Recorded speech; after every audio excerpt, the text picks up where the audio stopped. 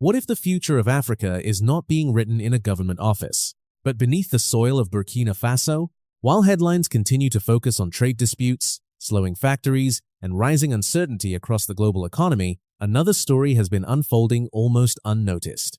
It is quieter, slower, yet it may prove far more significant than many people realize. For decades, Burkina Faso was known for exporting what it could dig from the ground and what it could harvest from its fields.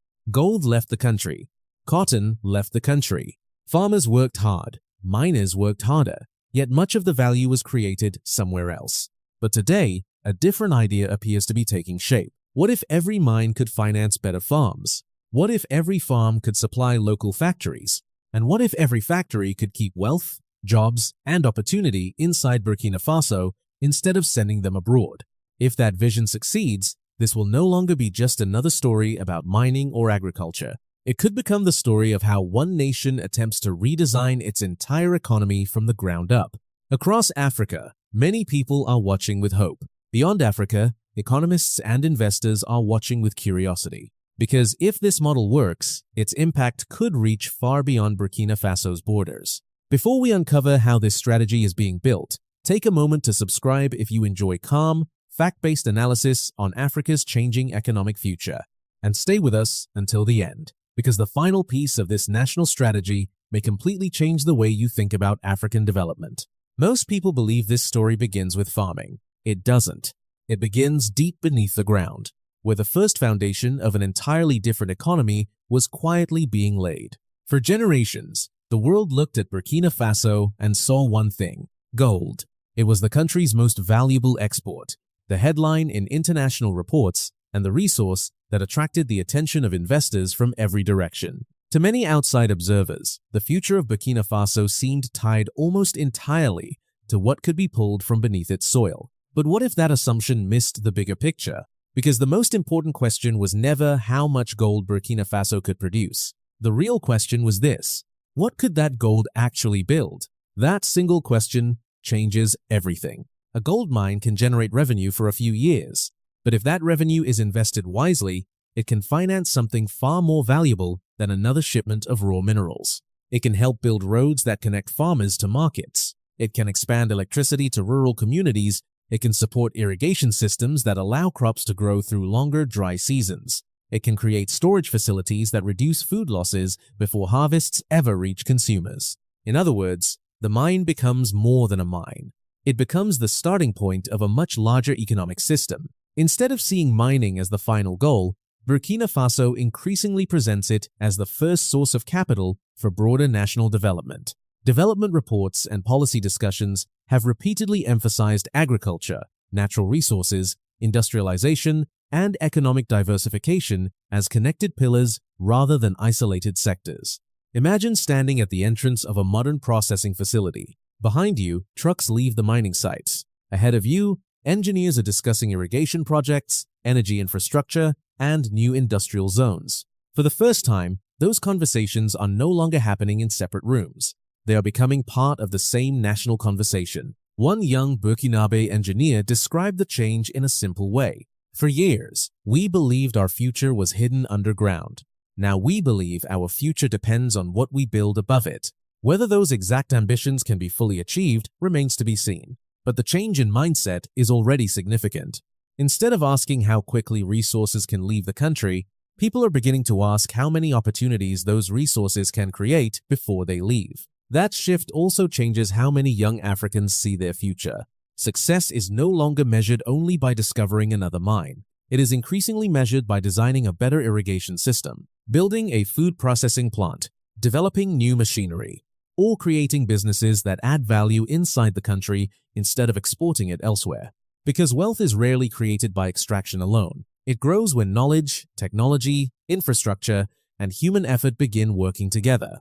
And perhaps that is the first quiet lesson emerging from Burkina Faso. Gold may provide the capital, but capital alone has never built a prosperous nation. The real challenge begins only after the first ounce leaves the ground. So, if mining is only the first chapter, what is the next engine powerful enough to transform that investment into lasting prosperity? The answer is not hidden beneath the earth. It is growing in the fields, where Burkina Faso's agricultural future may become the second pillar of an entirely new economic model. If gold provides the first investment, agriculture is expected to determine whether that investment creates lasting prosperity. For generations, agriculture in Burkina Faso has been the backbone of everyday life. Millions of families depend on farming, not only for income, but for survival. Yet, for decades, much of that hard work followed a familiar pattern.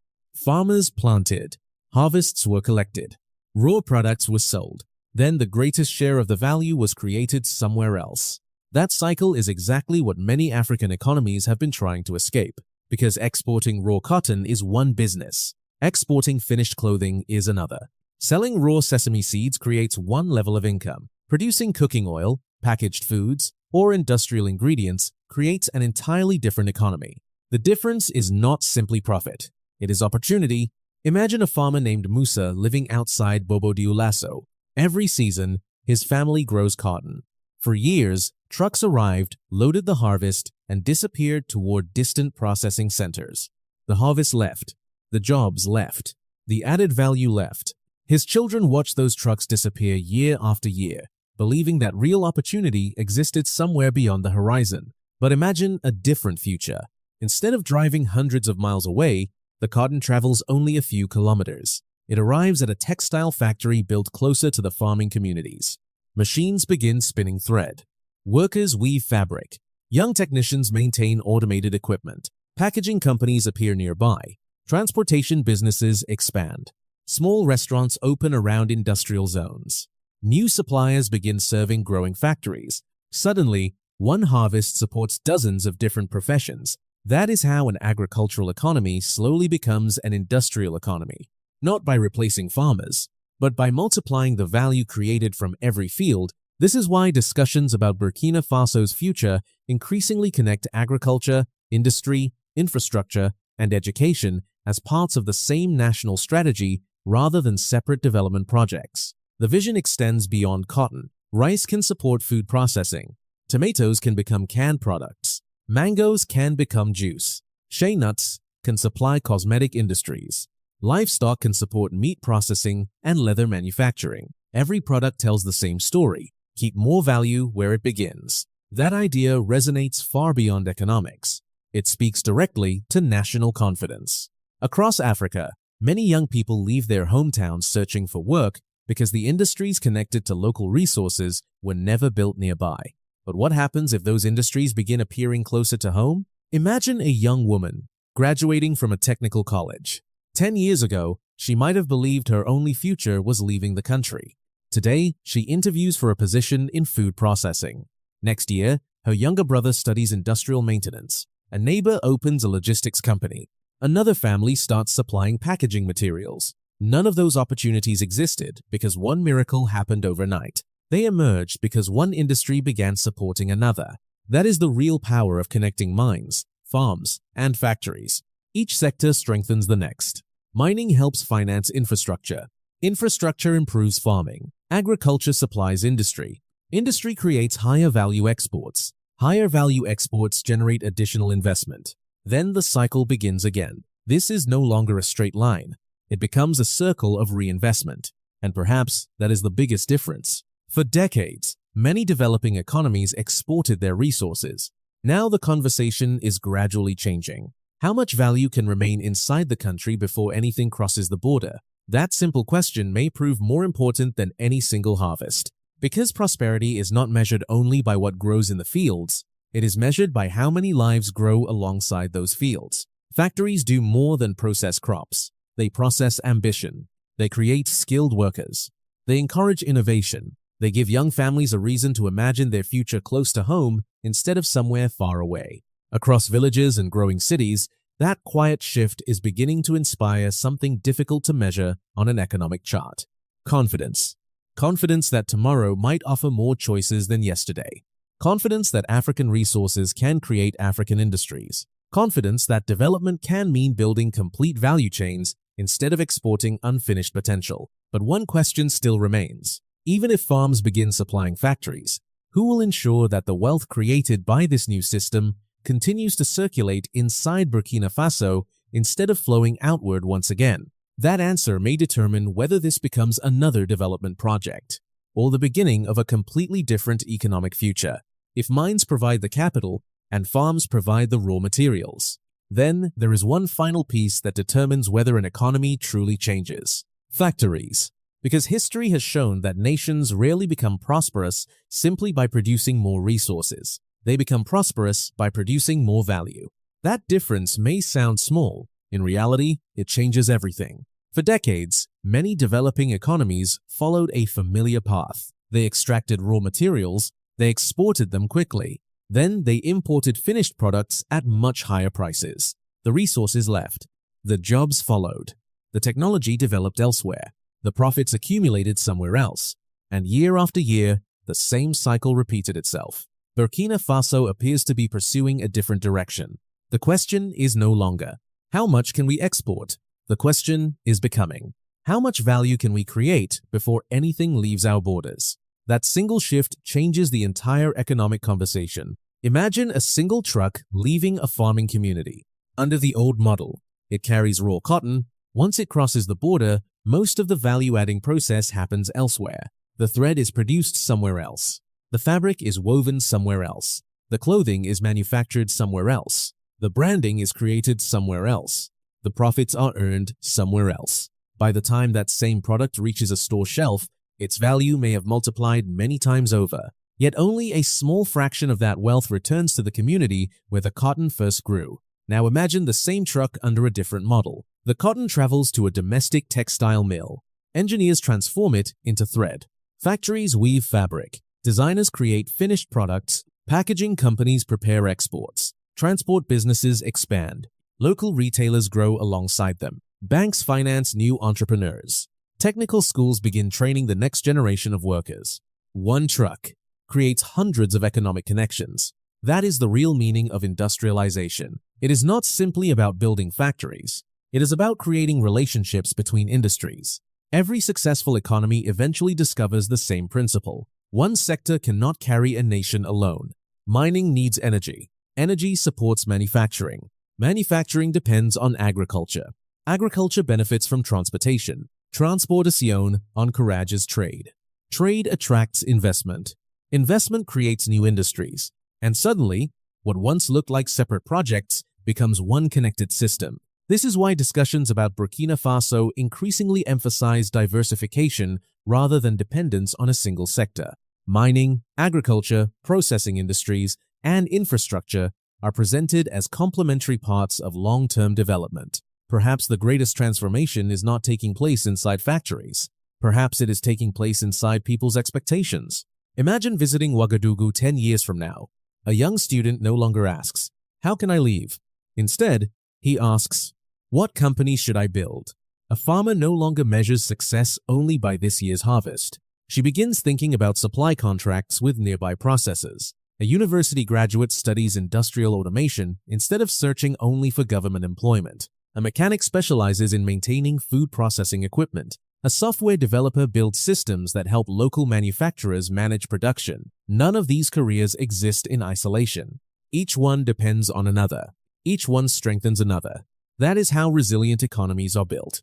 Not through one spectacular project, but through thousands of connected opportunities, and perhaps that is the deeper lesson emerging from Burkina Faso's current economic direction. Natural resources alone do not determine prosperity. People do.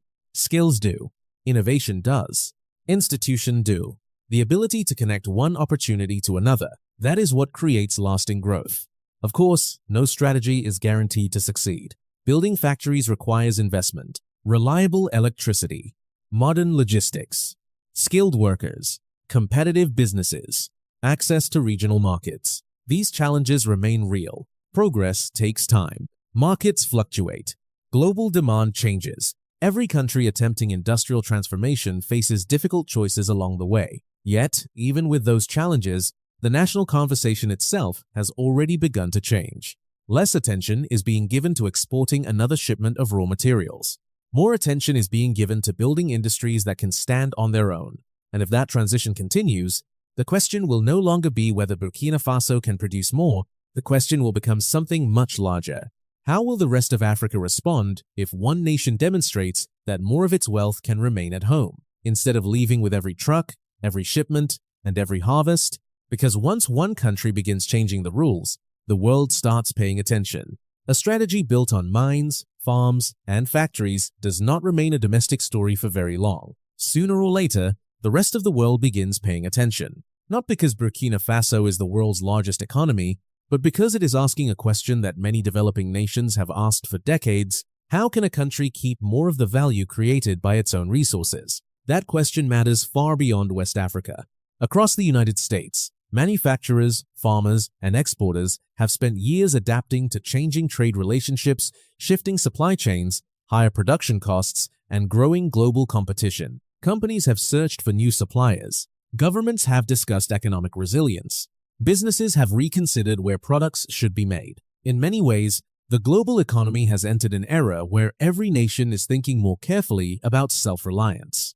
Burkina Faso's conversation fits into that broader trend, not because it is trying to isolate itself, but because it is trying to strengthen what it can produce at home before relying on external markets. That is a strategy many countries, regardless of size, have explored in different forms. Across Africa, the implications could be even greater. If one country demonstrates that minerals can support agriculture, and agriculture can support manufacturing, then neighboring nations naturally begin asking similar questions.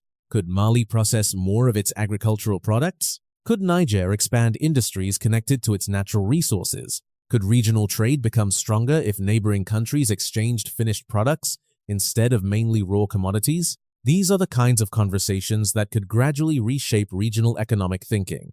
That is also where the African Continental Free Trade Area offers an interesting possibility. A larger regional market gives manufacturers a stronger reason to invest. Instead of producing only for one national economy, companies can begin thinking about serving millions of consumers across multiple African countries.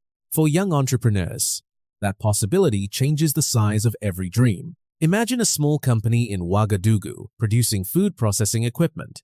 At first, its customers are local businesses. A few years later, those same machines are exported to Mali, then to Niger, eventually to markets across West Africa. Growth no longer depends only on one city. It depends on an expanding regional economy. This is how industrial ecosystems slowly mature. One successful business encourages another.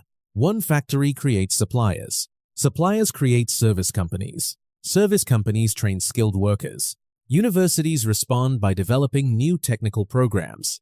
Innovation begins spreading faster than any single government policy ever could. That is why many economists often describe industrial development as a multiplier rather than a single investment. Its impact continues expanding long after the original project is completed. For Africa, perhaps the greatest opportunity is not simply producing more, it is producing together.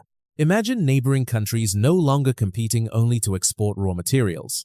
Instead, they specialize. One country refines minerals, another manufactures machinery, another produces food ingredients, another assembles finished consumer products. Each strengthens the next. Each creates demand for the next. That is how regional prosperity becomes more sustainable. Of course, the path forward will not be simple. Global markets remain competitive. Investment decisions require confidence. Infrastructure must continue improving. Education must keep pace with industrial demand. Every nation attempting economic transformation faces these realities. Yet, history suggests that every major industrial economy once faced the same questions. The difference was never whether challenges existed. The difference was whether leaders, businesses, workers, and communities continued investing through those challenges. And perhaps that is why so many observers are watching Burkina Faso today. Not because anyone can predict the final outcome, but because the country appears to be testing an idea whose success or failure could influence conversations far beyond its own borders. Because if one nation can prove that African resources can consistently create African industries, what might the next generation of African economies look like? And if that transformation truly begins, will the biggest change be measured in exports? Or in the confidence of an entire continent finally believing it can build more of its own future? So, let us return to the question we asked at the very beginning. Why is Burkina Faso linking mines, farms, and factories into one economy? Perhaps the answer has never been only about economics. Perhaps it has always been about confidence. The confidence to believe that a nation's greatest wealth is not hidden beneath its soil, but within its people. Throughout this journey, we have followed a simple chain. Gold can finance infrastructure. Infrastructure can strengthen agriculture. Agriculture can supply industry. Industry can create skilled jobs.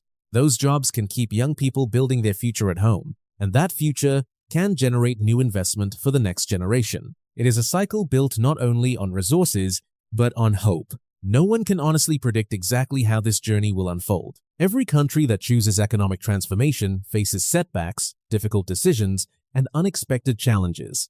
Markets change. Weather changes.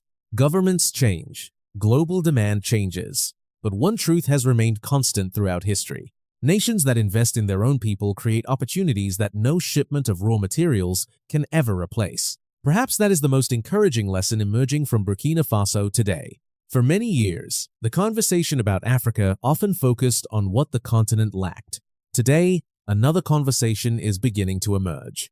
One that asks, what can Africa build with what it already has? That may become the most powerful change of all. Because when a farmer believes his harvest can support an entire local industry, when an engineer believes her ideas can build factories instead of simply maintaining them, when a student believes success does not require leaving home, a nation begins changing long before statistics can measure it. And perhaps that is why this story matters far beyond Burkina Faso. It reminds us that development is not only about higher production, it is about creating dignity through opportunity. It is about replacing dependency with capability. It is about giving the next generation a reason to believe that tomorrow can be stronger than today.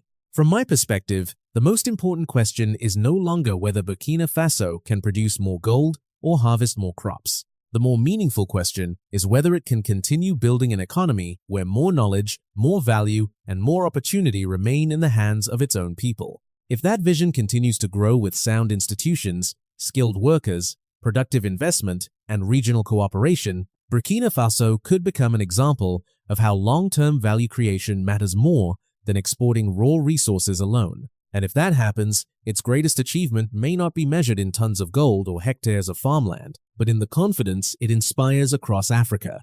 Perhaps the future of Burkina Faso is not being written by one policy, or one industry, or one leader alone. Perhaps it is being written every day by millions of ordinary people who choose to plant, to build, to invent, to learn, and to believe that their country's next chapter can be better than its last. That is a future worth watching, and perhaps a future worth believing in. If this story gave you a new perspective, we would truly like to hear your thoughts. Do you believe Burkina Faso can become a model for creating more value from its own resources? Or what do you think will be its biggest challenge in the years ahead? Share your honest opinion in the comments below. Your perspective may help others see this story from a different angle. And if you believe that every nation deserves the opportunity to build its future with dignity, fairness, and hard work, please support this conversation by liking the video and subscribing for more thoughtful analysis on Africa's changing future. May God bless Africa. May God bless Burkina Faso and its people. May God grant wisdom to every leader working for peace, justice, and lasting prosperity. And may God bless Ibrahim Traore, Burkina Faso, Africa, and everyone around the world who sincerely believes in dignity, cooperation, and justice for all. Thank you for watching, and we look forward to seeing you in our next analysis.